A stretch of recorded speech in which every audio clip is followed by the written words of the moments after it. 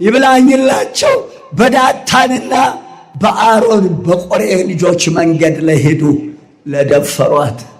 መስቀል እስራ አይደረግም፣ ረገጥኩ ማለት ነው። መስቀል ረግጦ ጥቅም የለም። ይሄን ቦታ እስካሁን 3ኛ ቦታ 4ኛ ቦታ ማየት ታው አትሮን እስራ አይደረግም፣ መስቀል ላይ ነው። አይሁድ ጉድ ሰርተን ከሆነ የሚወለደው ጉድ ነው። ጉድ ሰሩ ጉድ ወለዱ፣ ጉድ ሰሩ ጉድ ወለዱ። የወለዷቸው ጉደኞች ጉድ ሰሩ። አቤት ጉድ ሊሆኑ ነው። አባቶቻችን አንመለስም፣ አንመከርም። ታወን መካከር የዚችን ቤተ መቅደስ ስርዓት አንንካ፣ ድፍረት ይብቃ። ስርዓት እንያዝ። ስርዓቷ ሰማያዊ ነው። ምን ነው እንዲደፈራችሁ? ምን ነው እንዲደፈራችሁ? አክሱም ላይ እንዲህ ያለ ቤተ መቅደስ የሌለው ልሙሎ ሜዳ ምን ነው ደፈር? ደብረ ሊባኖስ መቅደስ የለውም፣ ጉልላቱ ተደርቧል። ምን ነው እናቴ ልጅ ምን ነው? ታው ኋላ ለመከራ አይገደውም። የመጨረሻው ሊሆን ይችላል ዛሬ። ስርዓተ ቤተ ክርስቲያን ላስተምራችሁ፣ ስርዓቷም ሰማያዊ መሆኑን ልብ ይሏል። ህንፃ ቤተ ክርስቲያን ላስተምራችሁ፣ ህንፃዋም በሰማያዊ ስርዓት ነው የሚሰራው። ማንም እንደፈለገው የሚጎልታት አይደለችም። በስመ አብ ወወልድ ወመንፈስ ቅዱስ አሐዱ አምላክ ለልዑል እግዚአብሔር ክብር ምስጋና ይሁን። የልዑል ባለሟሎች ልዑል እግዚአብሔር ያደላችሁ፣ በቸርነቱ መርጦ በመንፈስ ቅዱስ የሾማችሁ፣ ለይቶ ያከበራችሁ እጅግ የምንወዳችሁ ንጹሐን አባቶቻችን ካህናት፣ የዚህ ታላቅ ደብር አገልጋዮች እንደየማረጋችሁ ልዑል እግዚአብሔር በሰጣችሁ ክብር ይባርከን። እግዚአብሔር በረጅም ዕድሜ ያከበራችሁ፣ በሽበት ያከበራችሁ፣ በዕድሜ ያበለጸጋችሁ እናቶችና አባቶች፣ ወንድሞችና እህቶች፣ የነገው ተተኪ ሕፃናት ለስም አጠራሩ ክብር ምስጋና ይግባው። በጌታችን በመድኃኒታችን በኢየሱስ ክርስቶስ ስም ሰላም እላችኋለሁ። እንደምን አደራችሁ? እንደምን ሰነበታችሁ? እንደምን ከረማችሁ? በቸርነቱ የጠበቀን እቺን ዕድሜ ያደለን ዛሬው ዕለት ያደረሰን ከማናውቀው አደጋ የሰወረን ከቀን መኝታ ያዳነን እሱን የምናውቅበት አእምሮ የሰጠን እናቱን ቅድስት ድንግል እመቤታችንን ለክብሩ የመረጣትን ማደሪያውን ፍቅሯን በልቦናችን ስሟን በአንደበታችን ያጸናልን ጌታ ክብር ምስጋና ይድረሰው። ይህችን ዕድሜ የሰጠን አምላክ፣ ለዚህ ዕለት ያደረሰን፣ ለዚህ ጉባኤ ያበቃን አምላክ ጉባኤያችን እንዲባርክ ለመሰማማቱ እንዲያበቃን አስተምሮ በአእምሮ እንዲመልሰን እናንተን ውድ ወገኖቼን በተለየም ቅድስት ድንግል እመቤታችንን ይዤ በእናንተው በወገኖች ፊት በልዑል እግዚአብሔር ዙፋን ፊት ራሴን ዝቅ አድርጌ አንደበቴን ለሥላሴ አደራ ሰጣለሁ። ተመስገን የኔ ጌታ፣ ልመናዬን የሰማኝ አምላክ አይነ ልቦናችንን ያብራው፣ እዝነ ልቦናችንን ይክፈተው። ውድ እናቴ ልጅ ወገኖቼ፣ ያገናኘን ጌታ ክብርና ምስጋና ለእሱ ይሁን። መክፈቻዬ መዝሙር 64 ከቁጥር 1 እስከ 5 ነቢየ ልዑል ዳዊት አባቱ እሴይ ነው። እናቱ ሆብሌ ትባላለች። ኢትዮጵያዊ ናት እናቱ። ዘርን አይመለከትም። መንፈስ ቅዱስ ስላደረበት ጸጋ እግዚአብሔር ላልጎደለበት ከእግዚአብሔር የተሰጠው ንጹሕ አእምሮ እግዚአብሔርን የሚያውቅ ጸጋ ያለበት ሰው የሀገር ስም የዘር መጠሪያ አይሆንም። ዘር የሚጠራው በሁለት ብቻ። ዘረ አዳም በታች ስንመጣ ዘረ አብርሃም እናት ልጅ ሚያዝልኝ ሆብሌ እግዚአብሔር ማኅፀኗን ባርኮ በጣቶቹ በገና የደረደረ በክንዶቹ መሰንቆ የመታ ልጅ ወልዳለች። የእኛ እጆች ጣቶች ክንዶቻችን ምን ሰርተው ይሆን? ለሁሉም አይነ ልቦናችንን ያብራው መድኃኔዓለም ክርስቶስ። ያዜ እናቴ ልጅ መዝሙር 64 ከቁጥር 1 እስከ 5 አቤቱ በጽዮን ላንተ ምስጋና ይገባል። ጽዮን በኢየሩሳሌም የሚገኝ ከፍ ያለ ቦታ። ጽዮን አምባ መጠጊያ ማለት ነው። ለጊዜው ነቢየ ልዑል ዳዊት ቤተ መንግሥቱን በጽዮን ተራራ ሰርቶ ጠላቶቻቸውን ቁልቁል እያዩ አምባ መጠጊያ ሆናቸው ጠላቶቻቸውን እንዳሸነፉ ይኖሩ ነበር። ጽዮን ያላት እመቤታችንን ነው። ማደሪያው ናትና በረከቷን ያድለን እግዚአብሔር፣ በጸጋዋ ይጠብቀን። የእናቴ ልጅ አቤቱ ላንተ ጸሎት ይቀርባል። ለሌላ ማን እንቀርባለን? ጸሎት እኮ ከእሱ ጋር መነጋገር ነው። ራስን አደራ መስጠት ነው። ይህም ቤተ ክርስቲያናችን በስርዓት አስተምራለች። ሥጋ ሁሉ ጸሎትን ወደምትሰማ ወደ አንተ ያቀርባል። የእናቴ ልጅ ጆሮ ባይኖረው መስሚያ ለእኛ ጆሮ አይሰራም ነበር። ነቢየ ልዑል ዳዊት አሁንም መዝሙር 93 ላይ እግዚአብሔር ጊዜ መስተበቅል እግዚአብሔር መስተበቅል ገሃደ የበቀል አምላክ ሆይ ተገለጠ። እግዚአብሔር የበቀል አምላክ ነው። የበቀል አምላክ ተገለጠ።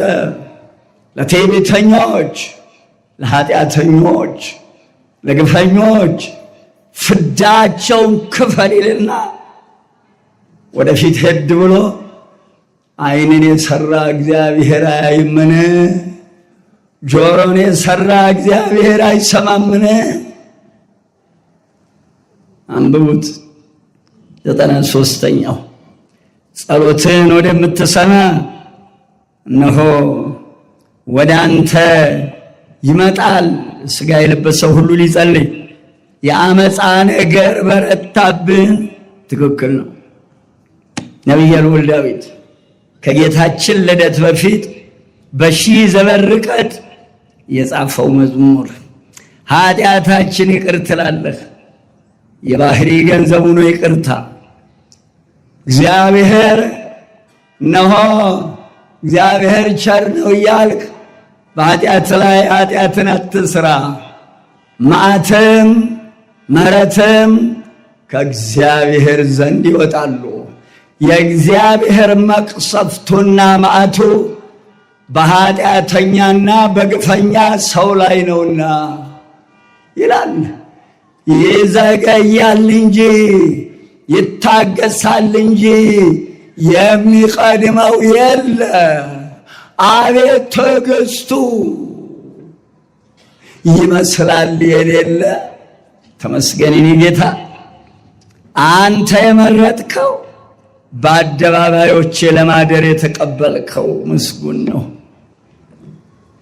በአደባባዮች አውደ ምሕረት ነው የሚባለው። ይሄ ግቢዋ ሙሉ አውደ ምሕረት፣ የምህረት አደባባይ። የእነኛ የዘፋኞቹ የሚገርመኝ የሚዘፍኑ መንግሥተ ሰማያት አይገቡም እያለ ሲዘፍን ማደሩ ይደንቀኛል። የሚሰክሩ መንግሥተ ሰማያት አይገቡም። ቅዱስ ጳውሎስ ዕብራውያን 11ኛው ላይ አበስቶ የሚጠጣ መንግሥተ ሰማያት አይገባም ይላል። አቤት ጉር! ይህ እየተጽፎ እያለ እንዲህ መሆናችን ያሳዝነኛል። እግዚአብሔር ያጥናሽ። ይህ አደባባይ የምህረት አደባባይ ነው። ዛሬ እሱ ፈቅዶ በዚህ በምህረት አደባባይ እንድንገናኝ የፈቀደ ጌታ ምህረቱን ያድለን፣ ይቅር ይበለን። ከቤት በረከት እንጠግባለን። ክብር ምስጋና ይግባው። የበረከት ቤት፣ የታደለች ቤተ መቅደስ እሱ ዙፋኑ ያደረጋት በእርሱ ትእዛዝ የተሰራች አቤት መጣበታለሁ። በእርሱ ፈቃድ የተሰራች ቤተ ክርስቲያን የወንጌሉ በረከት፣ የጠበሉ በረከት፣ አቤት የዕጣኑ በረከት ትዝ ይላችኋል። አንድ አባቶቻችን የሚናገሩት አለ። ቦሄ ካለፈ የለም ክረምት፣ ጨርስልኝ ቶሎ በላ ሊቀ መላኩ የለም እንደ ሰው ቦሄ ካለፈ የለም ክረምት፣ ዶሮ ከጮኸ እንዲህ ብያለሁ እኔ ደግሞ ህዳር ከታጠነ የለም በሽታ፣ መልአኩን ላከው የሰራዊት ጌታ፣ አንፈራም ከእንግዲህ አለ የኛ ጌታ። ክብር ምስጋና ይግባው መድኃኒታችን ክርስቶስ። ህዳር ሲታጠን ተረት አይደለም እኮ አንተ የእናቴ ልጅ አንተ ወገኔ፣ ህዳር 12 ቀን ዳታንና አቤሮን እናቴ ልጅ ራሳቸውን ካህናትን አሉ። ክህነት ከላይ አልተሰጣቸውም ብላኝ ለአዳምጥ። በዚህ መስታወትነት ራስህን ክህነት ከላይ ነው። ከላይ ሳይሰጣቸው ካህናትን አሉ። ከላይ ሳይሰጣቸው ቅዱሳንን አሉ። ሙሴ አሮን የተሾሙት ከእግዚአብሔር፣ እነዚህ ራሳቸውን ሾሙ።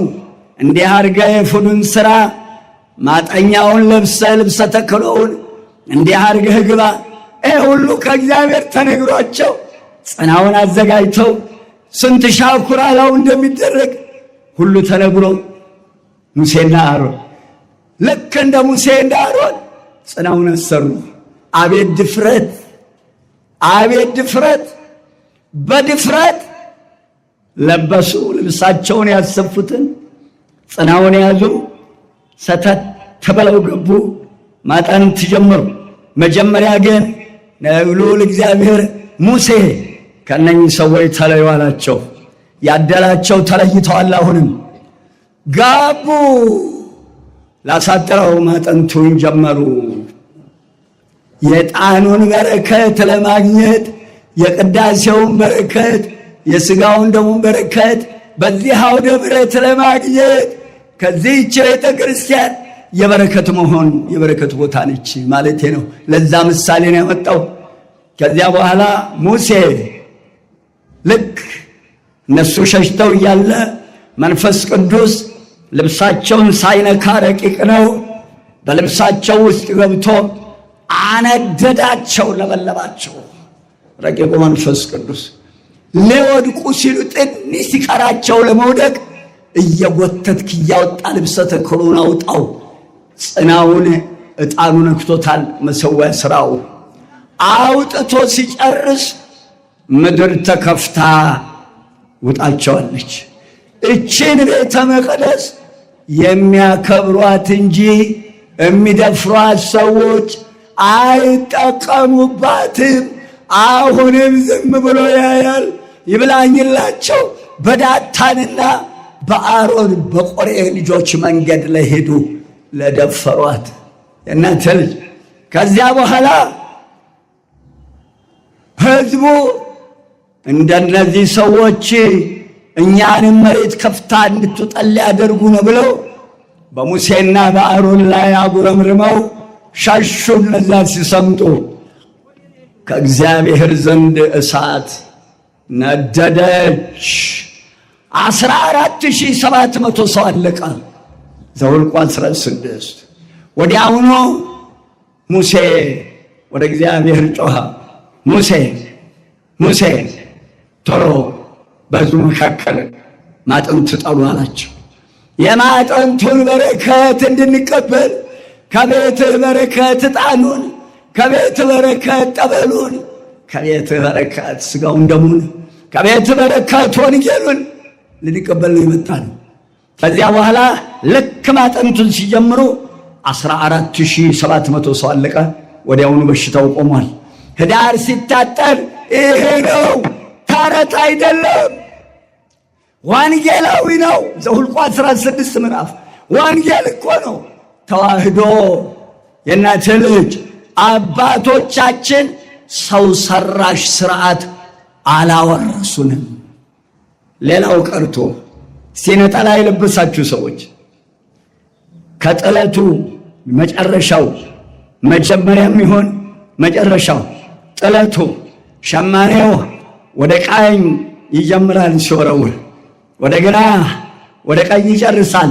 3 ጊዜ ከሆነ 3 የጥለቱ ማፈኛ ሲጀምርም በ3 የሚጀምሩ ሥላሴ የሚጨርሱ ሥላሴ ተረት አይደለም።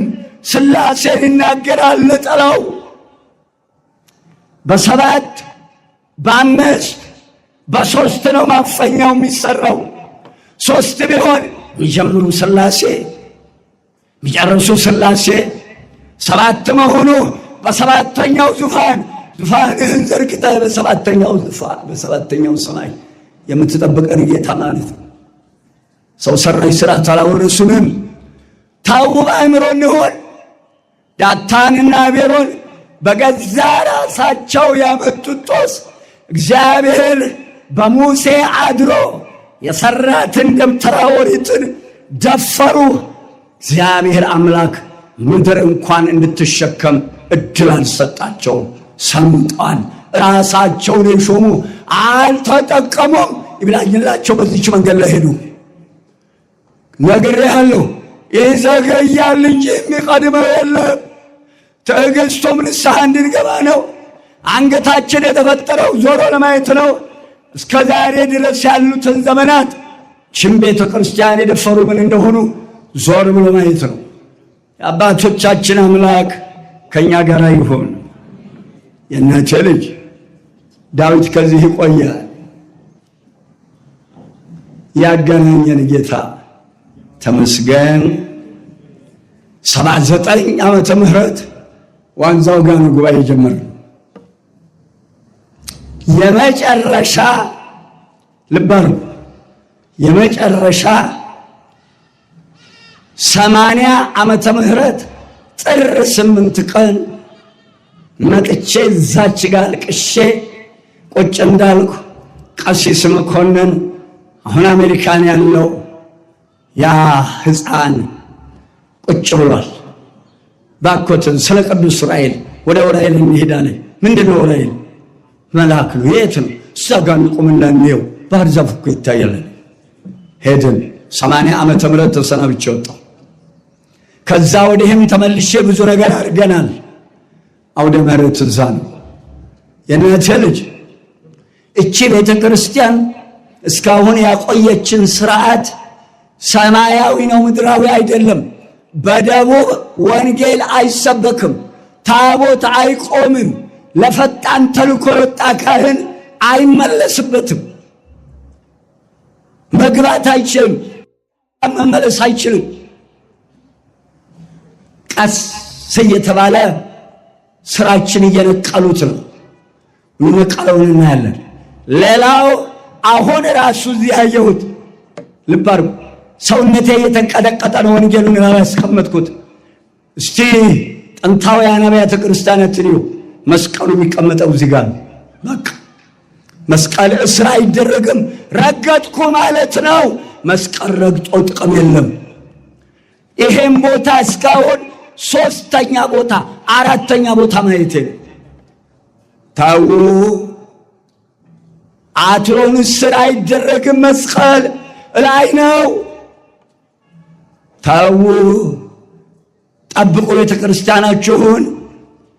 ሌላው አሁንም አጥብቄ አደራም ነው ይህችን ቤተ ክርስቲያን ያቆየችውን ስርዓት ቀስ እያልን እንሄድበታለን።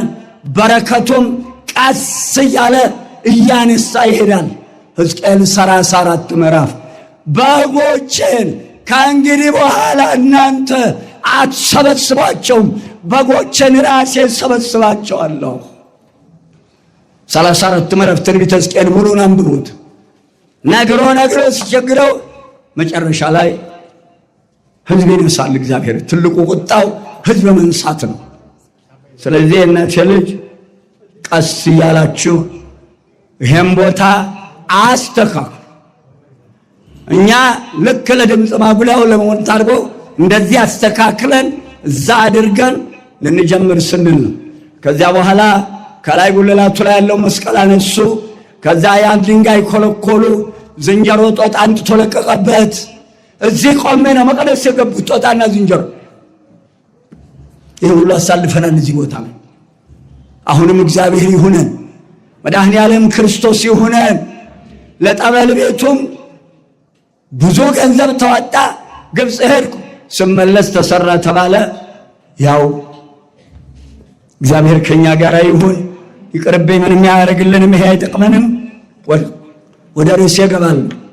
የምወረወረውን ኃይለ ቃሉን ጻፉ። የነገን እግዚአብሔር ነው የሚያውቀው። ርዕሳችን የሚወደኝ ቢኖር ቃሌን ይጠብቃል። አባቶቻችን ባቆዩት ሥርዓት ግራ ቀኝ እንዳትሉ ምንድነው? እሱ በተናገረው ቃል ወደ ኋላ እንዲመለስ አምላክ አይደለም። እንኳን እሱ የተናገረው ቃል አባቶቻችን የተናገርነው ከሚጠፋ ምንድነው ያሉት? የወለድነውን አጥፋው። ከልጅ በላይ ስጦታ እመቤታችን ብቻ ናት። እሷንም አባቶቻችን ጉልላቱ ላይ መሶበ ወርቅ አድርገው አስቀምጠዋታል። መሶበ ወርቋ እመቤታችን ውስጡ ያለው ህብስት መድኃኔ ዓለም ክርስቶስ ከቤተልሔም በመሶበ ወርቅ ይገባል። የእናቴ ልጅ አላይ መሶበ ወርቅ አለ። በመሶበ ወርቁ ሰንጥቆ ወርዶ ለመንፈስ ቅዱስ የሚዋሃደው በመሶበ ወርቁ እንዳይመጣ መሶበ ወርቁ የለም። በመስቀሉ እንዳይወልቅ መንበሩ የለም። መንበሩ ያለው እዛ ታች። አንዴ ተለያይተን የለም። እግዚአብሔር ያጥናሽ። ቤተ መቅደሱን የምትሰሩ መሐንዲሶች በተለይ እግዚአብሔር ይሆናችሁ። የሚወደኝ ቢኖር ቃሌን ይጠብቃል። ይህ ኃይለ ቃል የዮሐንስ ወንጌል ምዕራፍ 14 ቁጥር 23 ልዑል እግዚአብሔር የጠራቸውን የመረጣቸውን የወደዳቸውን በመንገዱ የሄዱትን እንደማይለያቸው የዘላለም ቃል ኪዳን ሰጥቶ ያጸናቸዋል። እጠቅሳለሁ። ዘፍጥረት 6 ሙሉን አንብቡት። ዘፍጥረት 9 ሙሉን አንብቡት። በዚህ ምዕራፍ ላይ ኖህን እናነሳዋለን። ደግሜም አነሳዋለሁ። ኖህ እግዚአብሔር ያዘዘውን ቃል አላጓደለም።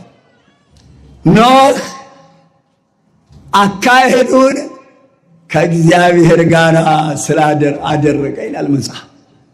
ምን ማለት ነው? ብሉይ የለ ሐዲስ የለ።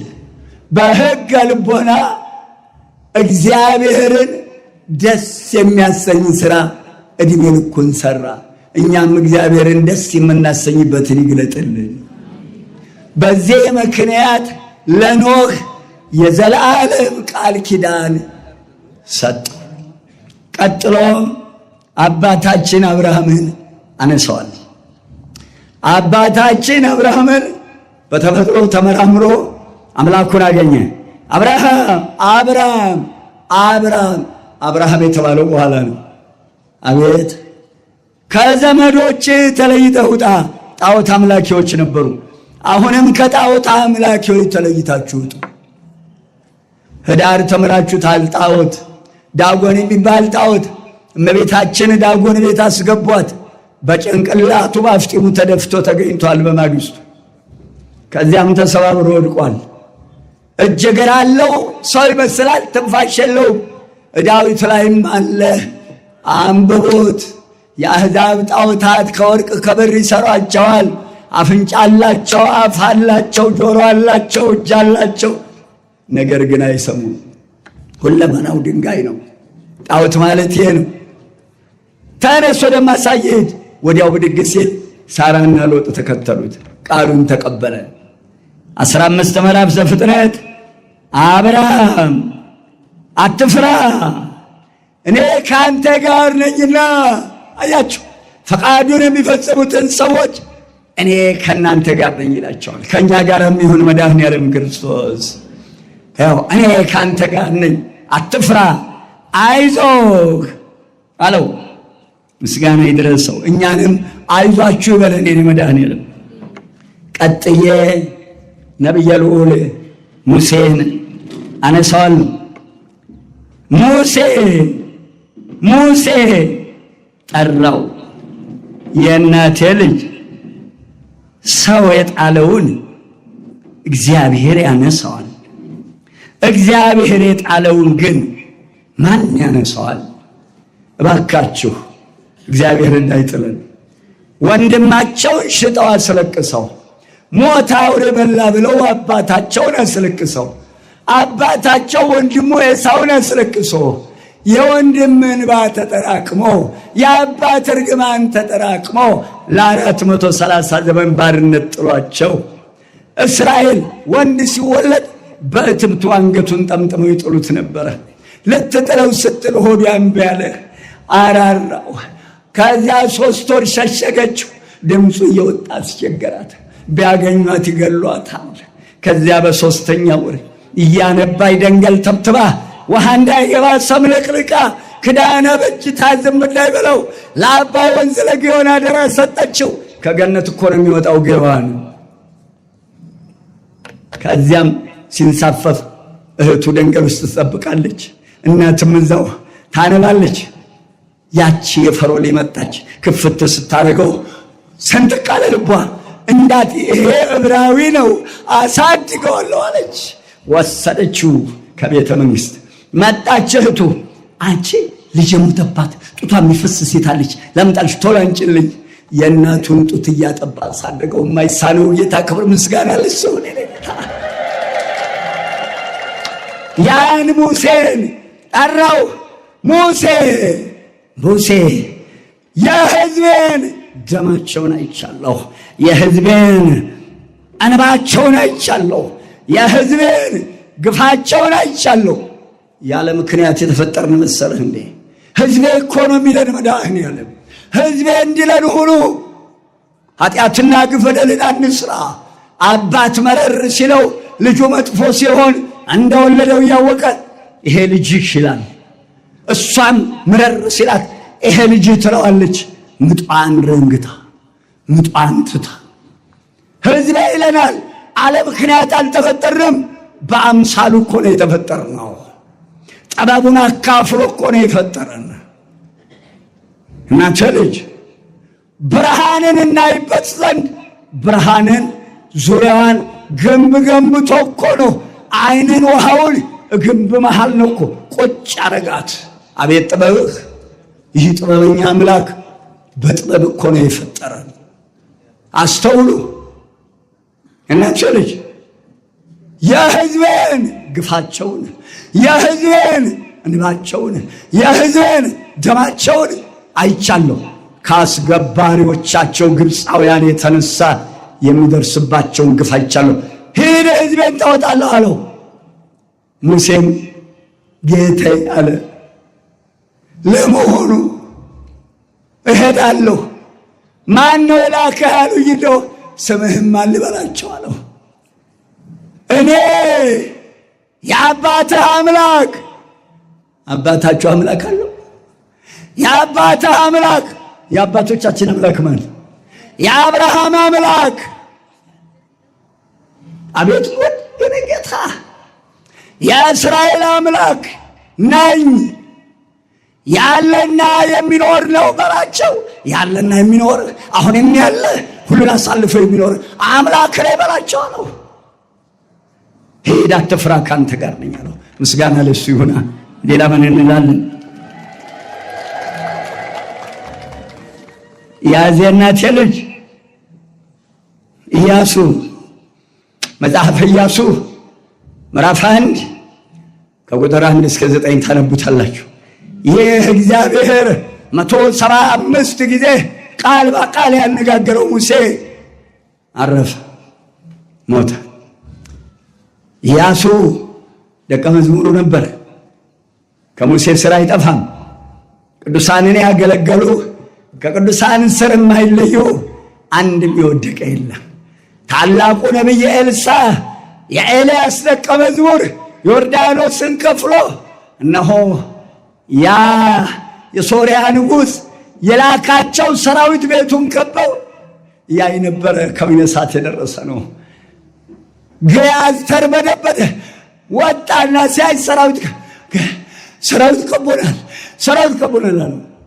ከእነሱ ሰራዊት የኛን ሰራዊት ይበልጣሉ አሉ። አረ ምንም የለም ተከበናል አሉ። ከሴት ልቧም ሕፃን አየኔ ጌታ ደጉ ጌታ እችን ቃል እንደተናገረ የገያዝን አይን ከፈተው፣ የእኛንም አይን ይክፈተው መድኃኒዓለም ክርስቶስ። ሰራዊቱን የሚያይበት አይን ከፈተለት። የእግዚአብሔርን ሰራዊት የሚያይበትን አይን ከፈተለት። ምስጋና ለመድኃኒዓለም ይሁን። እኛም መስቀሉን የምናይበት ችን ቤተ ክርስቲያን የምናይበት አይናችንን ይክፈተው መድኃኒዓለም ክርስቶስ። ከባድ ናት። የሚያከብሯት ክብር ያገኙባታል፣ የማያከብሯት ከወደቁ ትንሣኤ የላቸውም። እናቴ ልጅ ከዚያ በኋላ ያ እናቴ ልጅ አይነ ልቦናውን ከፈተለት። ገባ ሄደ ያለው ወጥቶ ሲያይ እንደዛን ወደዛ ርቀው የእግዚአብሔር ሰራዊት ኤልሳዕን ከበውታል። ገባ የእሳት ሰረገሎችና ፈረሶች አለ። ፈረሶቹ እሳት፣ ሰረገሎቹ እሳት፣ ልብሳቸው እሳት፣ ሰይፋቸው እሳት፣ ሁለመናቸው እሳት፣ የእግዚአብሔርን ሰራዊት አየ። እኛንም አይናችንን ይግለጠው መድኃኒዓለም ክርስቶስ። በእነኚህ ነደ እሳት በሆኑ ሰራዊት እኛንም ቤተ ክርስቲያናችንም ሀገራችንን ይክበብልን መድኃኒዓለም ክርስቶስ። ከቦ ይጠብቅልን። ኢያሱ ያ ሙሴ ሞተ። ኢያሱ ሕዝበ እስራኤልን ከተስፋይቱ ምድር ታስገባለህ። ዕድሜህም ሙሉ ጠላት አይቋቋምም። ርዕሴን እንዳትረሱት። ርዕሴ የሚለው የሚወደኝ ቢኖር ቃሌን ይጠብቃል። ቀጥሎ እንዳትረሱት።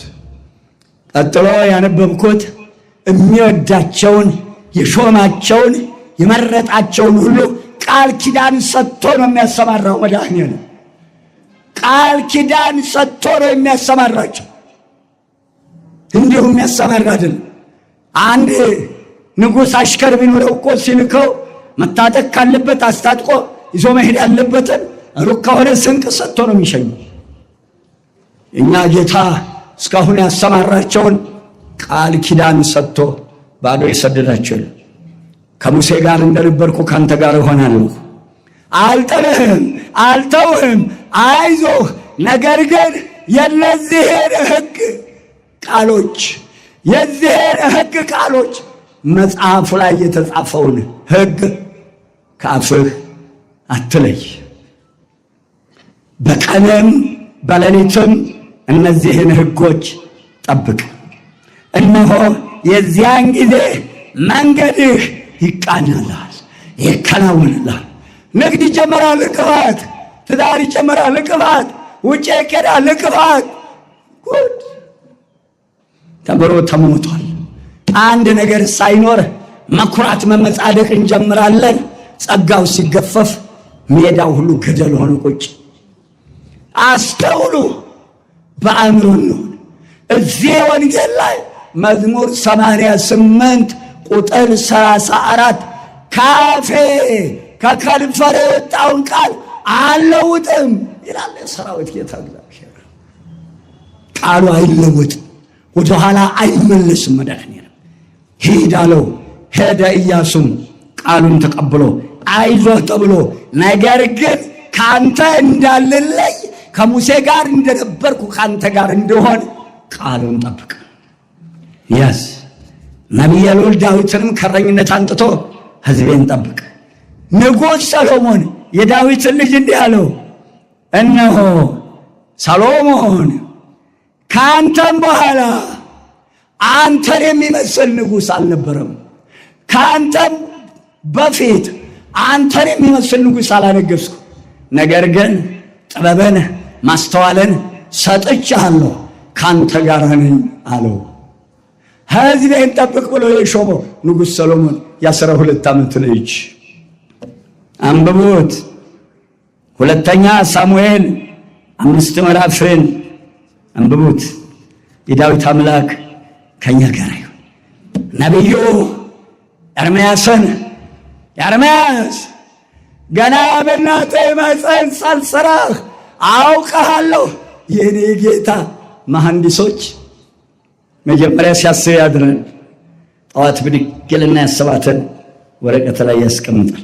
ይሄ አእምሮ ከእግዚአብሔር የተሰጠ ዛሬ ተምሮ ተሞቶ ቤቱን በቅድ ሊመራ ማኅፀን ዘግቶ ቤት ሊሳካ ዕድሜ ሊገኝ ዘር ሊወጣ ቤቱ በረከት ሊያገኝ በገዛ ስራቸው በእቅድ በአፍጢማቸው እየተደፉ ነው። ንጹሖችን አይነካም የምናገረው። አላዋቂ ነው እግዚአብሔር። እንደኛ እግዚአብሔር ይሰደባል። ለጭካኔ እንዲያመቻቸው ያልተፈለገ እርግዝና እያሉ አይደለም የሚጨፈጭፉት። በማኅፀን ጦርነት የከፈቱ በማኅፀን ደም የሚያፈሱ ያሉ ይብላኝላቸው። ይህን መድኃኒት የምትሸጡ መድኃኒቱን የሠራ ለይቶለታል። ቶ ከገሞ ይቅር ብስብስ አለ ሰውየው። አስተውሉ። እናቴ ልጅ ገና በእናትህ ማኅፀን ሳልሠራህ አውቅሃለሁ። በእናትህ ማኅፀን ሳለህ ነቢይ አድርጌ ሾሜሃለሁ። አትፍራ፣ እኔ ከአንተ ጋር ነኝ። ትተክል ዘንድ ትነቅል ዘንድ ከአንተ ጋር እሆናለሁ። ክብርና ምስጋና ለመድኃኔዓለም ይሆን። እንዲህ አድርጎ ነው የሚሾማቸው። እንዲሆነ ነው የተሾምከው። ይብላኝላቸው። በገንዘብ ለተሾሙ በገንዘብ ለሾሙ በገንዘብ ላሾሙ ሹመት የሚሰጥ የባህሪ ገንዘቡ የእግዚአብሔር ገንዘብ ነው። እንዲህ አድርጎ ነው ቅዱሳኖቹን ሾሙ። ወደ አዲስ ኪዳን ልምጣ። የእኛ ጌታ መድኃኔዓለም ከድንግል ማርያም ሥጋውን ለበሰ። እሷን አህሎ እሷን መስሎ የተቀደሰች እናት አደረ። እኛ ጌታ ዮሐን ሐዋርያትን 10 ምዕራፍ ማቴዎስ ጠራ። ወደ ዓለም ሁሉ ሄዶ ዋንጌልን ስበኩ። ወደ ዓለም ሁሉ ሄዱ። በአራቱም ማዕዘን 4 ማዕዘን መስቀል ስሩ የሚል የለም። ይብላኝላችሁ። 4 ማዕዘን መስቀል ሕያው እግዚአብሔርን ክህደት ነው። እንዴት እያደረጉ አለማመዱን መሰላችሁ? አክሊሉ ላይ 4 ማዕዘን ማኅተም ለመሆኑ እንደው አባቶቻችን መስቀል መሐላናት ላይ አድርገው አይታችሁ ታውቃላችሁ? እንደው ምንድነው የሆነው? መሐላናት ላይ ይደረጋል መስቀል። ጉልላቱ ላይ ነው የሚቀመጠው። ቀሳሉና 4 ማዕዘኗን ማስቀመጥ ጀመሩ። ግንባር ላይ ነው ያለው መስቀል። ልብ አድርጉ የሚሰሩትን ስራ። 4 መስቀል 4 ማዕዘን መስቀል ማለት ምስል ነው። ይሄውም በምስራቅ ነው የተሰቀለው የኛ ጌታ። ይሄ ነው አቀማመጡ። በዚህ በር ሲሰራ እንዲህ ተደርጎ አይቀመጥም። በምንም አይነት መስቀል አቅጣጫውን አይለውጥም። መንበር ሲሰራ በምስራቅ ሐረግና 1 መስቀል፣ በምዕራብ ሐረግና 1 መስቀል፣ ሰሜንና ደቡብ ላይ መስቀል አይሰራም። አቅጣጫውን አይለወጥ። የኛ ጌታ በ4 ማዕዘን ስበኩ አለ እንጂ 4 ማዕዘን መስቀል ብለህ ምስል ጎልት ብሎ አልተናገረም። የኛ ጌታ ይብላኝላችሁ። በቤተ መቅደሱ አናት ላይ ደብረ ሊባኖስ ተደርቦበታል። ያ ሁሉ አባቶች አሉ። አክሱም ተደርቦበታል። እዚህም ይኸው መጀመሪያ ጉልላቱ፣ ከዚያ በኋላ ወደ መሬቱ ተነቀለ። ያ ድንጋይ ተደረደረ። ጥዬ ሄጃለሁ። አስተውሉ። የእናቴ ልጅ መረጠ። በ4 ማዕዘን ሄዳችሁ ስበኩ። ድውይ ፈውሱ፣ ለምጽ አንጹ፣ ሙት አንሱ። ማቴዎስ 28 ከ19 እስከ 20 እኔ ያስተማርኳችሁን ትምህርት እያስተማራችኋቸው ደቀ መዛሙርቴ አድርጓቸው እስከ ዓለም ፍጻሜ ድረስ እኔ ከእናንተ ጋር ነኝ። ክብር ምስጋና ይግባህ የኔ ጌታ የኔ መድኃኒት። እነዚህ ዛሬ በአባቶቻችን ሐዋርያት ዘንድ የተሾሙ ካህናት ይኸው ቃል ኪዳኑ ሙሉ ነው። አባቶቼ ምስጋና ይድረሰው የኔ መድኃኒት። እስከ ዓለም ፍጻሜ እኔ ከእናንተ ጋር ነኝ። ድውይ ፈውሱ፣ ለምጽ አንጹ፣ ጠበል ስትጠመቁ ካህን ከሌለ እንዳትገቡ። ስልጣኑ የተሰጠው ለካህናቱ እንዳይከብዳቸው ማጥመቁ ከባድ ነው። እርግጫም አለው፣ ትግል አለው። የእናቴ ልጅ ሰኞ መምሬ ገሌ፣ ማክሰኞ መምሬ ገሌ። አሁ በፕሮግራም በተራ ይድረሰን። ይህ ዓለም ካልጎሰመን፣ ይህ ዓለም ካላሳደደን ክብር አይገኝም። ማቴዎስ 28 ከ19 እስከ 20 ቀጥሎ ማርቆስ 16 እጆችን ትጭናላችሁ ድውዮች ይፈወሳሉ። ሲጠመቅ መስቀሉን ግንባሩ ላይ አድርጎ ከማን ተማር ነው? ያን አይነ ስውሩን ዳሰሰ፣ አይኑ በራ። ያን ለምጻሙን ዳሰሰው፣ አይኑ በራ። በትክክል ስርዓቱን አሳይቶናል። ስርዓቱን ጠብቁ እናንተሽ። ስለዚህ በሐዲስ ኪዳንም አባቶቻችንን እንዲህ አድርጎ ሾሞልን ሄዷል። የኔ ጌታ በካህናት አባቶቻችን እንመካለን፣ የሱ ሽማምንት ስለሆኑ። ትምህርቱ ላይ መመጣበታለሁ። የእናቴ ልጅ ክፍል 1 ትምህርታችን ያው የሚወደኝ ቢኖር ቃሌን ይጠብቃል። የአሁኑ ርዕሳችን ደግሞ እነሆ በመካከላቸው አድር ዘንድ መቅደሴን ስሩልኝ፣ እንደማሳይህ አድርገህ ስራ። በመካከላቸው አድር ዘንድ ልብ አድርጉ። ፈጠረን። የፈጠረውን ሕዝብ እረኛ ከበጎቹ እኮ አይለይም። የእኔ ጌታ እኮ ተለይቶን አያውቅም። በገዛ እጃችን በክፋታችን በኃጢአታችን ነው ከመንጋው የተለየ ነው። ክፉን ስራ ደጎችም አልኖሩባት ይችን ዓለም። እንኳን ክፎች ደግ ሁኑ። ወደ ትምህርቱ ገባለሁ። የእናቴ ልጅ ዘጸአት 25 አሁን የጠቀስኩት አስጠንቅቆ እንደማሳይህ በመካከላቸው አድር ዘንድ ስሩልኝ። ዘዳግም እንዲሁ ጠቀስ ነው ማድረግላችሁ።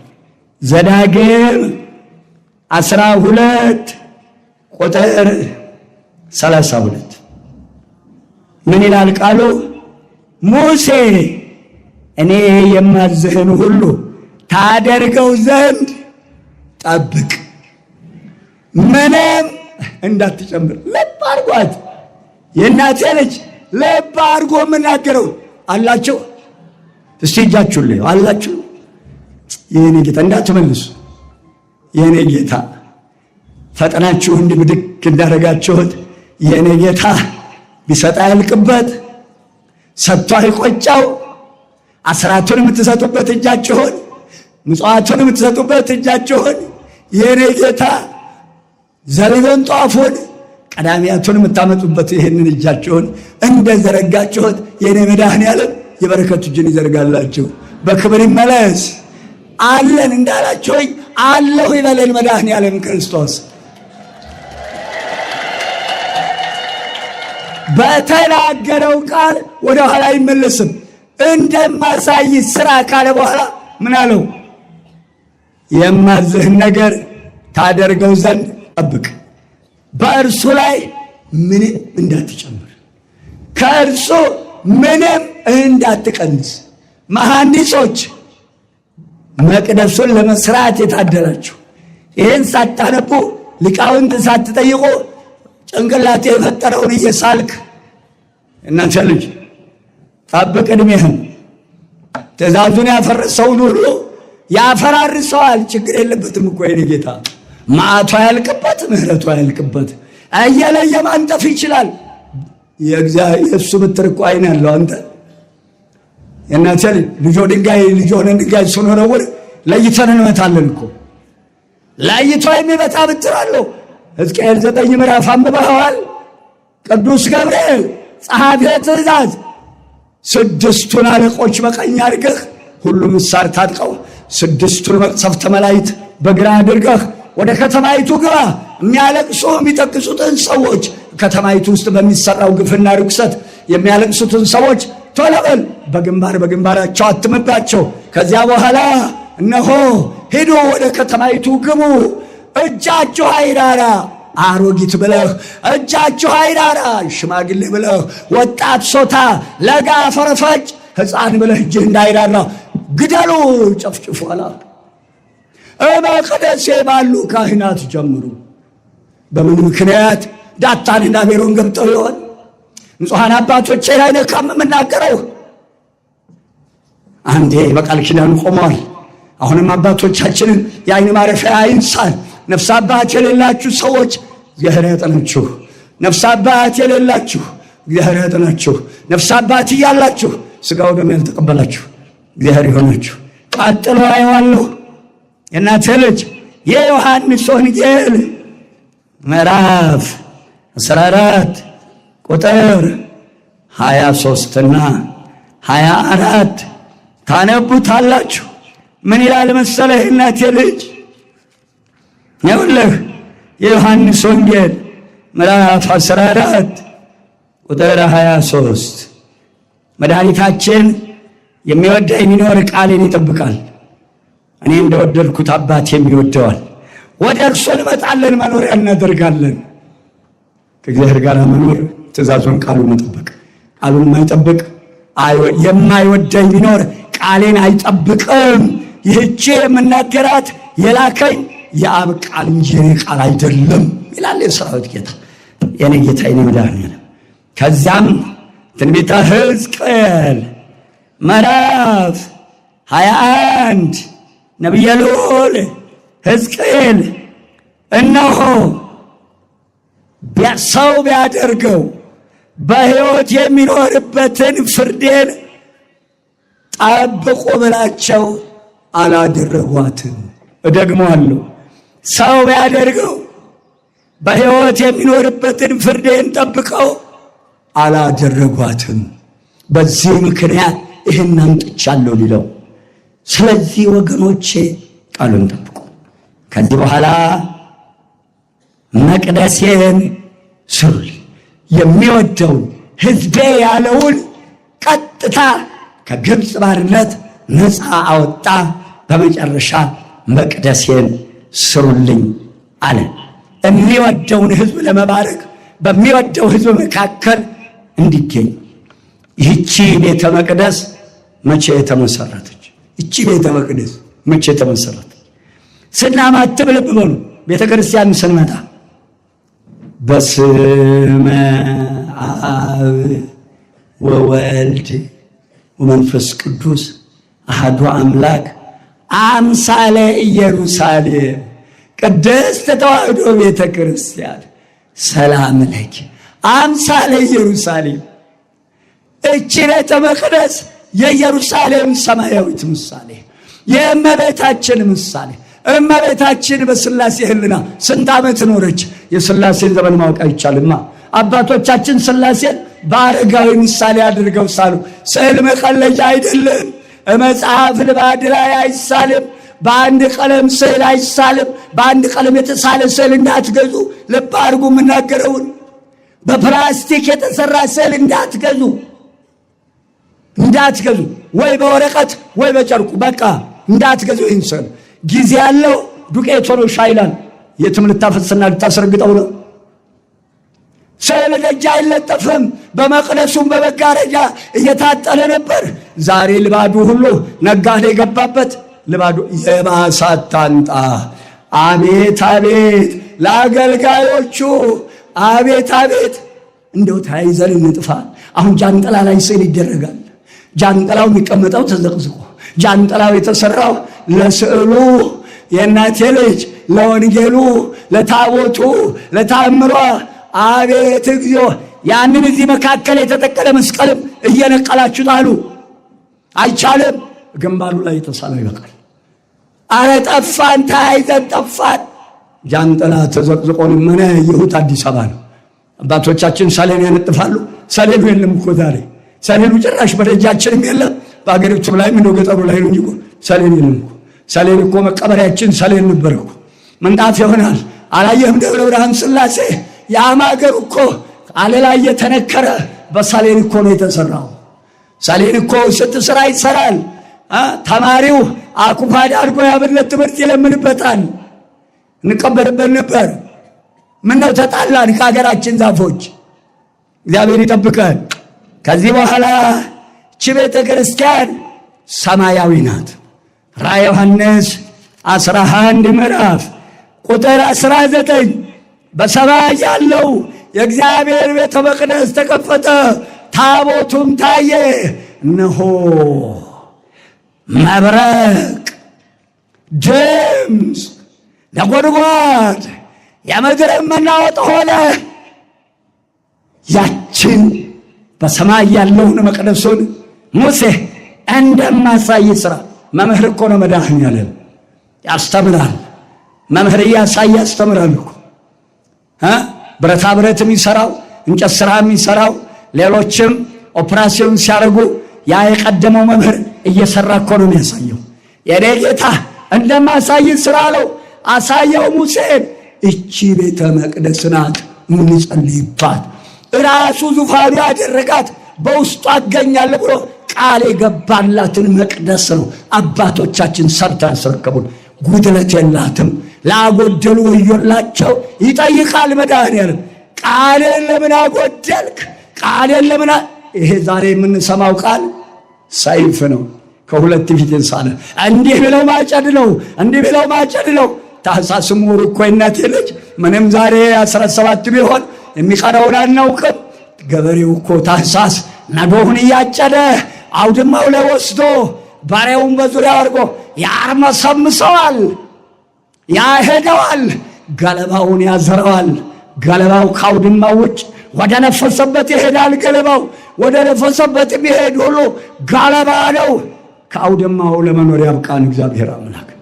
ከዚህ በኋላ የእናቴ ልጅ ይህችን ሰማያዊት ቤተ መቅደስ ሙሴ እነሆ የእናቴ ልጅ ይህችን ቤተ መቅደስ በሰማይ መታየቷ ጥንታዊነቷን፣ እውነተኛ የእግዚአብሔር ቤት መሆኗን፣ ስርዓቷ በውስጧ የሚደረገው የልብሱ አልባሳቱ፣ የታቦቱ ስርዓት ሁሉ ሰማያዊ ስራ፣ ሰማያዊ ትእዛዝ፣ ካህናቶቿ በሰማያዊ አምላክ የተሾሙ በልዕልና ያለ እግዚአብሔር የሾማቸው፣ ሹመታቸው ሰማያዊ የሆነ በምንኩስና ያሉት ድንግልናቸውን ያጸኑ፣ በክህነት ያሉት ስርዓታቸውን የጠበቁ አባቶች የሚያገለግሏት ሰማያዊት መቅደስ ናት። ክብር ምስጋና ይግባው። ከዚህ በኋላ እነሆ ያችን ቤተ መቅደስ ወደ ምድር ሊያመጣት ፈለገ። የኔ ጌታ መጣ፣ ምድርን አየ። ምድርን ሲያይ አንድ ሰው አገኘ፣ ኖህ። የተወለደ ዕለት ቅዱስ ቅዱስ ብሎ እግዚአብሔርን ያመሰገነ የተወለደ ዕለት። አቤት እንዴት ያለው ማህፀን ነው! እንደ 8ኛው ሺህ ማህፀን ምን ወልደን ምን ትተን እንሄድ ይሆን? እንደ መውለድ ያልጨረሳችሁ ምን እያላችሁ ይሆን የምትለምኑት? አይሁድ ጉድ ሰርተን ከሆነ የሚወለደው ጉድ ነው። ጉድ የሰሩ ጉድ ወለዱ፣ ጉድ የሰሩ ጉድ ወለዱ። የወለዷቸው ጉደኞች ጉድ ሰሩ። አቤት ጉድ ሊሆኑ ነው። ምን እያላችሁ ነው የምትለው? ለመሆኑ ልጅ ስጠው የሚላለ ዘንድሮ ልጅ ስጠው ምንለው አለ? ያዘናት ልጅ ወደ ምድር አየ፣ ኖህን አገኘ። ኖህ በዚህ ህዝብ መካከል ጻድቅ ሆነ አግኝቻለሁ። እንስሳውን፣ አራዊቱን፣ አዋፉን ጠቅላላ ምድርን በሙሉ ላጠፋት ነው። ምድር ግፍን ተሞላች። እያንዳንዱ መንገዱን አበላሽቶ ነበረ። ስለዚህ አንተም ቤተሰብህም የምትድኑበት ቶሎ ከጎፈር እንጨት ለይቶ መርከብ ስራ ነው። ያዘናት ልጅ ለይቶ እንጨቱ ጎፈር የተለየ እንጨት መሆኑ የመስቀል ምሳሌ፣ ከዛፎች ሁሉ ጎፈርን እንደለየ ከሰው ልጆች ሁሉ ማደሪያው የምትሆን ድንግል ማርያምን ለየ። ልባሩ ጎፈር መስቀል ምሳሌ፣ በመስቀል ተሰቅሎ የማዳኑ ምሳሌ። ከዚያም ጻድቁን እንዲህ አለው፣ የሰው ሁሉ ፍጻሜ ደርሷል፣ ቶሎ በል የምትድንበትን መርከብ ሥራ አለው። ሲሰራም ቁመቱን 300 ክንድ ልብ አድርጓት፣ አላጎደለም። ኖህ 300 ክንድ 30 ደምርበት 330 12 ቀንስ ውጤቱ 318 ልብ አድርጉ እናቴ ልጅ። ከዚያም ወደ ላይ ግድግዳውን 30 ክንድ ክፍሎቹን 3 ክንድ አድርገህ ስራ። ጎኑን 50 ክንድ አድርገው። ከኔ ጋር ናቸው እናቴ ልጅ ወገኔ፣ አክሊል የእናቴ ልጅ አላቸው። ተመስገን የኔ ጌታ። ልብ አድርጓት። ያችን መቅደስ እኛ መካከል ሊተክላት ፈለገ። ኖህ ጻድቅ ሆኖ ተገኘ። ከክፎች አትተባበሩ፣ ከሐሰተኛ አትግጠሙ። ትዝ ይላችኋል፣ ቅዳሴ ታዳምጣላችሁ። ሐሰተኛ ይወገድ ዘሩ ይጥፋ ማለት ነው። ወርቅን የሚወዱ ይነቀሉ። ቅዳሴው ላይ የብላኝለት ጉቦ የበላ የሰጠ አይጠየቅም። አራጣ ያበደረ በጤፏ አሸዋ በወጥቷ እርጥብ በርበሬ በቆሎና ሩዝ ማሽላ ጤፍ ነው እያሉ ለሸጡ በቅቤው ሞራ የእናቴ ልጅ በሽሮው ኖራ ለነገዱ ወዮለት። እናቴ ልጅ መስተካከል 330 12 ቀን 318 በኖህ አብራክ 318 ሊቃውንት ጸሎተ ሃይማኖትን ጽፈው የኛ አባቶች 318 ሊቃውንት አርዮስን ድል የነሱ አሐቲ ቤተ ክርስቲያን አሐቲ ጥምቀት ብለው የኛ አባቶች ጸሎተ ሃይማኖትን ዘወር ትሉታለን። እነዚህ በኖህ አብራክ ነበሩ። ቀጥሎ ቁመቱን ወደ ላይ 30 የኛ ጌታ በ30 ዘመኑ ተጠመቀ። ጎኑን 50 ባረገ። በ50ኛው ቀን መንፈስ ቅዱስ ላከልን። 72 ቋንቋ ተናገሩ። የተበተነውን የኖህን ልጆች በወንጌል እያስተማሩ ሰበሰቡ። 12 ቀንስ አለው። ቀንስ ማለቱ በስተኋላ ከ12ቱ ነገደ እስራኤል በስተኋላ 12ቱ ሐዋርያት በ12ቱ ሰዓተ መዓልት በ12ቱ ሰዓተ ሌሊት የእናቴ ልጅ በ12ቱ ወራት የሚያመሰግኑኝ በአብራክ ካሉ ልጆችህ ሲለው ልብ አድርጉ እስቲ። አብ ወልድ መንፈስ ቅዱስ ፊደሉ ስንት ነው? ቶሎ ቆጥረህ ንገረኝ። ቶሎ በል። 12ቱ ዘወትር ካህናቶቻችን ሰማያውያን ሹማምንት እግዚኦ መሐረነ ክርስቶስ ስንት ናቸው? መስመሮቹ ስንት ናቸው? 12 በ12ቱ ሰዓተ መዓልት ሰዓተ ሌሊት በቀራንዮ ያፈሰስኩት እንደኔ እግዚኦ መሐረነ ክርስቶስ እያላችሁ በ12ቱ ብልቶቻችሁ ስሜን የሚጠሩ ካንተ አብራክ አሉ ሲለው ከዚያ በኋላ ክፍሏን 3 አድርገው አለው። 3 መቅደስ፣ ቅድስት፣ ቅኔ ማህሌት። ሙሴ እንዴት አድርጎ ሰራ? አንቲ ውእቱ ደብተራ ዘቀዳሚት ውዳሴ ማርያም። አንድምታውን አንብቡት። አንደኛ ሙሴ ደብተራ ኦሪትን ታቦተ ጽዮን የነበረችበትን ቅድስተ ቅዱሳን የመቅደሱ ምሳሌ፣ ቅድስት የቅድስት ምሳሌ፣ ደብተራ ኦሪት የቅኔ ማህሌት ምሳሌ አድርጎ በ3 ሰራት። ያዘዘው 3 ነው። እግዚእ ጌታ አብ የባህሪ አባቱ ኄር መንፈስ ቅዱስ። ቀድሞም ስሙ 3 ነው። ያለና የሚኖር እኔ ነኝ የአባትህ የአብርሃም አምላክ እኔ ነኝ ብሎ የአባቱ የአብርሃም የይስሐቅ ያዕቆብ አምላክ ያዘዘውን ሳያዛንፍ ደብተራ ኦሪትን ሰራ ሙሴ። የት ይገኛል? አንድምታ ትርጓሜ ውዳሴ ማርያም ላይ። አባቶቻችን አላስተማሩም? ሌሊት በሰዓታቱ አቆም አድረው አንጀታቸው ታጥፎ በውሃ ጥም ነደው ውዳሴ ማርያምን ሲያስተምሩ አልኖሩም። መሐንዲሶች አልሰማቸውም፣ ህዝቡ አልሰማቸውም። በአሁኑ ሰዓት ይሄ ቤተ መቅደስ እየተሰራ ነው። አጉድለናል፣ ጎሎብናል፣ አጉድለናታል፣ አዛንፈናል፣ ተዛንፎብናል፣ አጣመናል፣ ተጣሞብናል።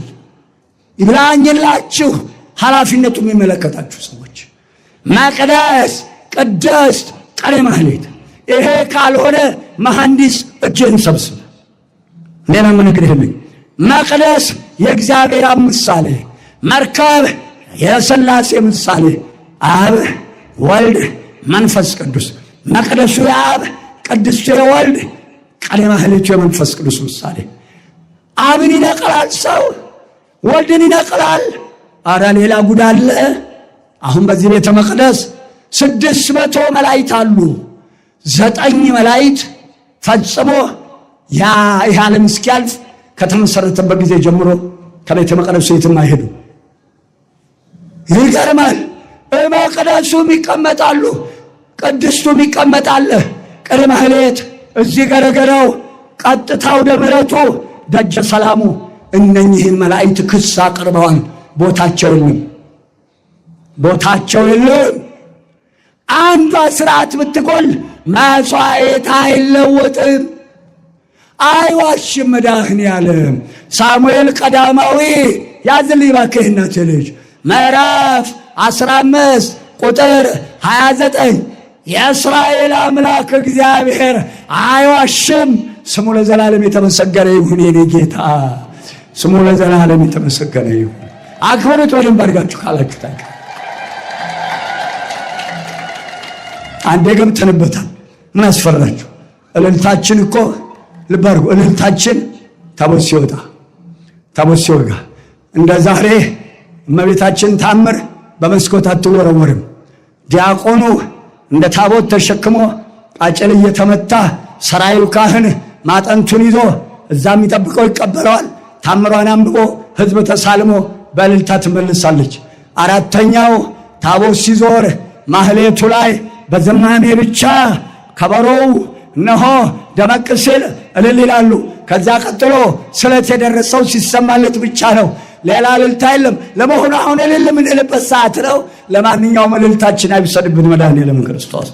እነሆ መርከብ 3 ክፍል የሥላሴ ምሳሌ፣ መርከብ እመቤታችን ምሳሌ፣ ንጽሐ ሥጋ፣ ንጽሐ ነፍስ፣ ንጽሐ ልቦና አስተባብራ የተገኘች።